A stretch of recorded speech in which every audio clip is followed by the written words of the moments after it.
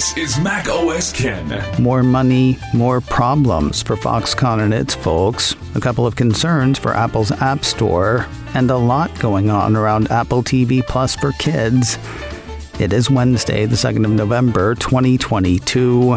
I'm Ken Ray, and this is news from Mac OS Ken, brought to you by yours truly and sponsored by Rocket Money.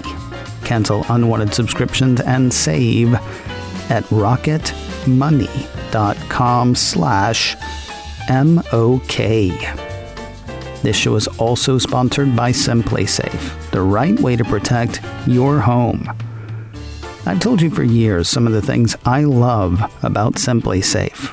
How they let you customize the system that's right for you.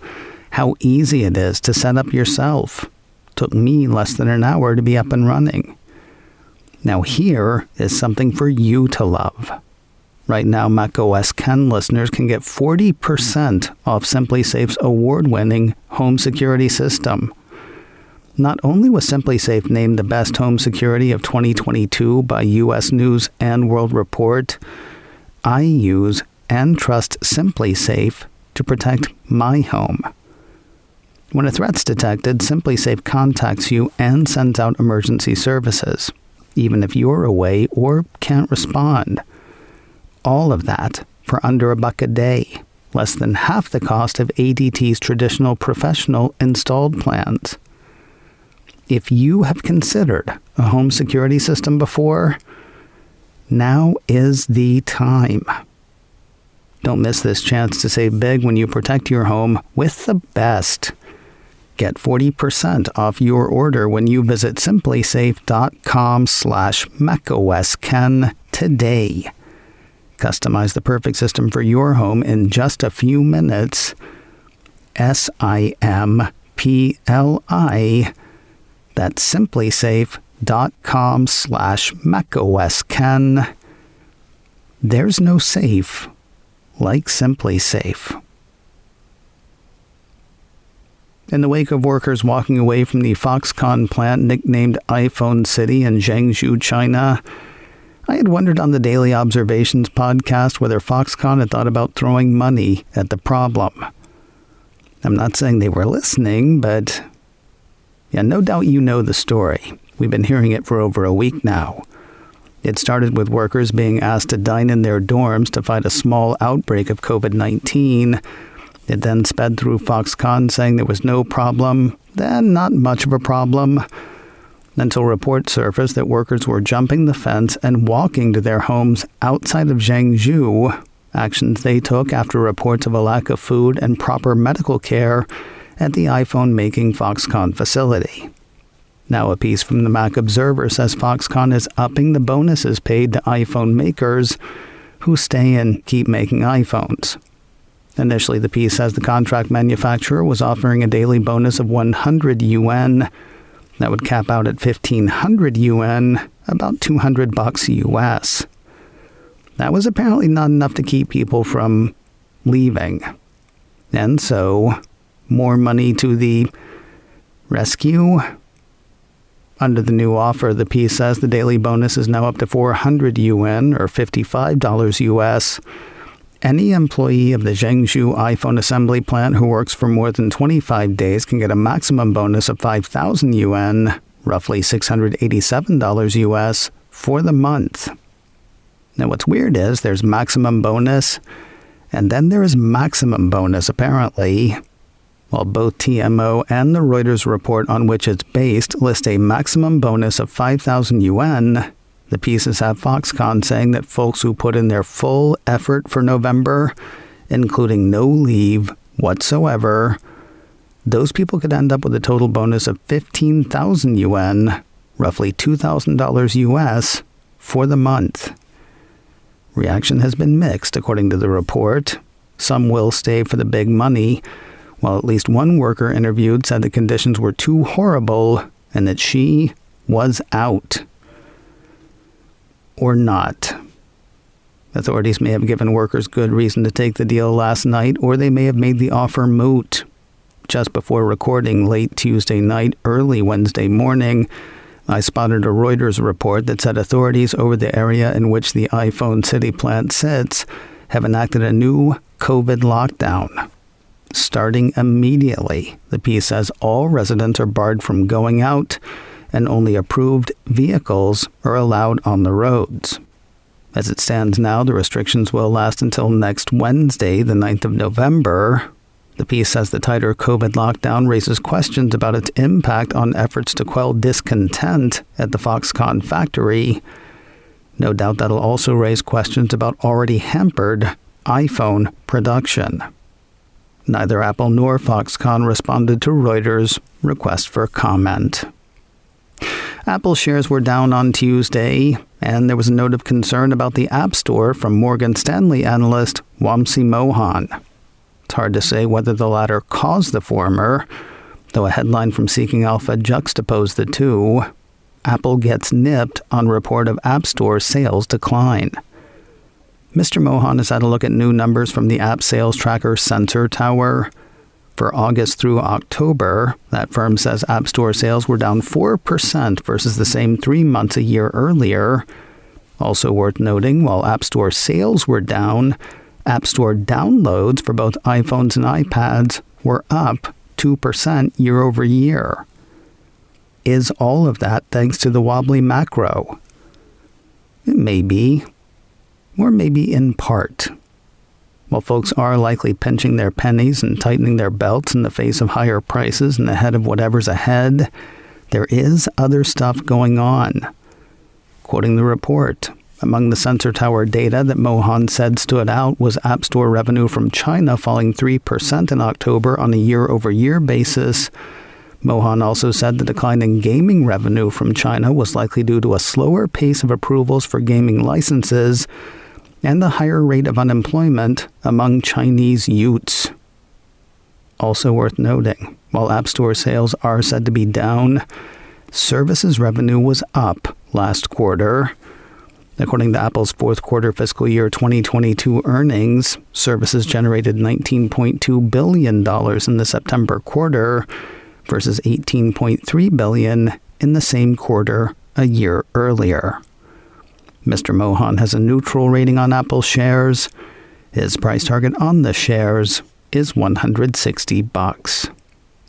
Huge changes for Google and Apple from the European Union are in the offing.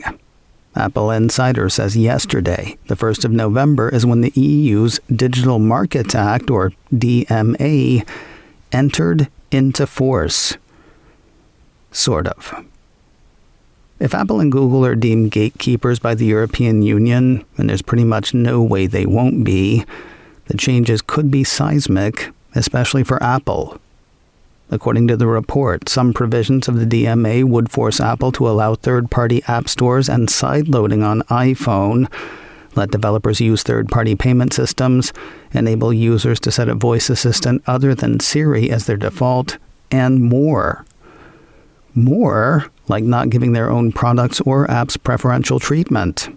Apple Insider and others have speculated that that could forbid Apple from highlighting services like Apple Music, Apple Arcade, and the App Store itself. The piece has Gerard de Graaf, an EU official who helped pass the DMA, swinging through the states to talk with companies likely to be affected. He's quoted in the piece as saying, "We expect the consequences to be significant.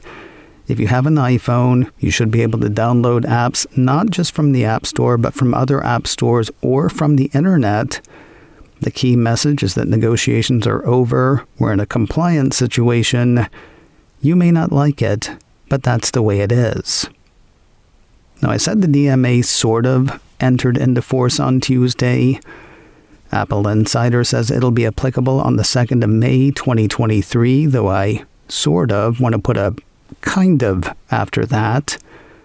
The piece says the EU will announce the group of companies deemed gatekeepers next spring. After that, the piece says the companies will have 6 months to comply with the law. More news in a moment, but first a word from today's sponsor, Rocket Money. Have you really looked at how much you're spending on monthly subscriptions? it can be difficult to weed those out from other charges. And if you've got them hitting different payment methods at different times, well, I don't want to say forget about it, but there's got to be an easier way, right? There is. Rocket Money, formerly known as Truebill. The Rocket Money app shows you all of your subscriptions in one place. See some you don't recognize or barely remember? Rocket Money can take care of those. To cancel a subscription, all you have to do is press cancel, and Rocket Money takes care of the rest.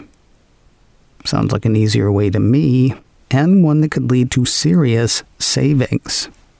Get rid of useless subscriptions with Rocket Money now. Go to rocketmoney.com/MOK. Seriously, it could save you hundreds per year. That's rocketmoney.com/MOK. Cancel your unnecessary subscriptions right now at rocketmoney.com/MOK. A few old Macs look to be headed for obsolescence. Mac Rumor says it's heard of 4 machines headed to Apple's obsolete list at the end of this month. They're said to include the 21.5-inch and 27-inch iMac from late 2013, the 21.5-inch iMac from mid-2014, and the Retina 5K 27-inch iMac from late 2014. Obsolete basically means end of the line as far as Apple is concerned. Machines on that list are no longer eligible for repair or service from Apple or its authorized service providers. News of a couple of Apple TV Plus Kids series on the way. One trippy, the other less so. On the less so side, the Cupertino streamer has issued a press release and a trailer for the animated series Interrupting Chicken. Based on the 2011 Caldecott honor-winning book series written and illustrated by David Ezra Stein, the release says Interrupting Chicken is an animated preschool series that introduces children to the joy of creative writing, starting with a young little chicken named Piper, who has a habit of interrupting story time. Every time Piper hears a story, she can't help but jump in, ask questions, and let her imagination run wild. The series hits Apple TV Plus on Friday, the 18th of November. Between now and then, you can catch the trailer on YouTube. On the trippier side, something for the older kids. A separate press release from Apple TV Plus highlights the thought-provoking sci-fi series Circuit Breakers.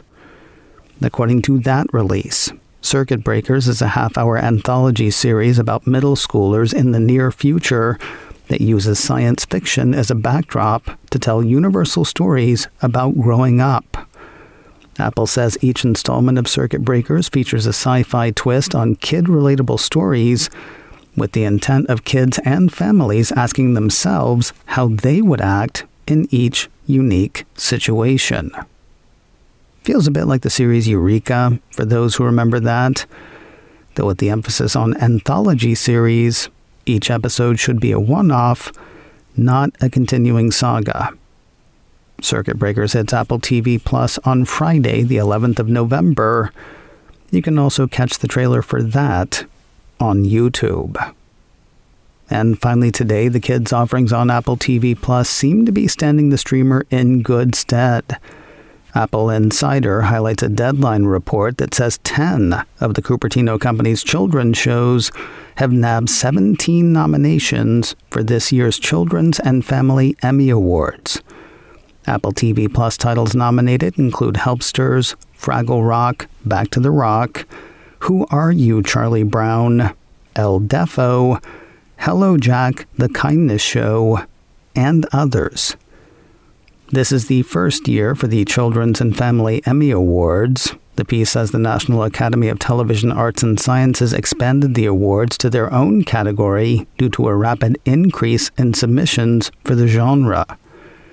You gotta figure that has to do with the number of new players in the streaming game, including Netflix, HBO Max, Disney Plus, and Apple TV Plus. The Children's and Family Emmy Award ceremony is set for 2 nights. They will be presented on Saturday, the 10th of December, and Sunday, the 11th. Today on the Mac Observer's Daily Observations podcast, there is tech news that brings us down and tech news that boosts our spirits. TMO Managing Editor Jeff Butts joins me today as each of us brings one bothersome story and one happy story to the mix. That is all today on the Daily Observations podcast from the Mac Observer, online at macobserver.com or wherever you get podcasts. macOS Ken, brought to you by me and sponsored by SimpliSafe.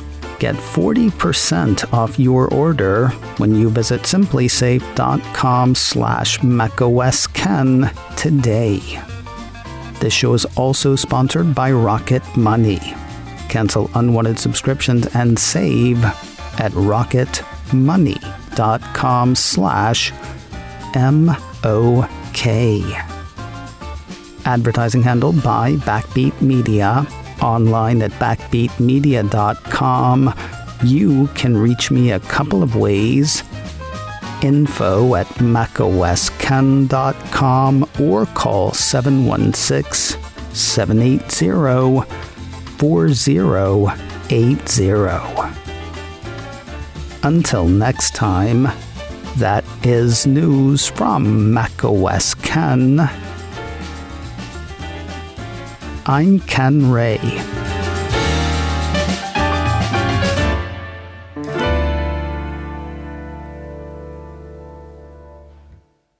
Ciao.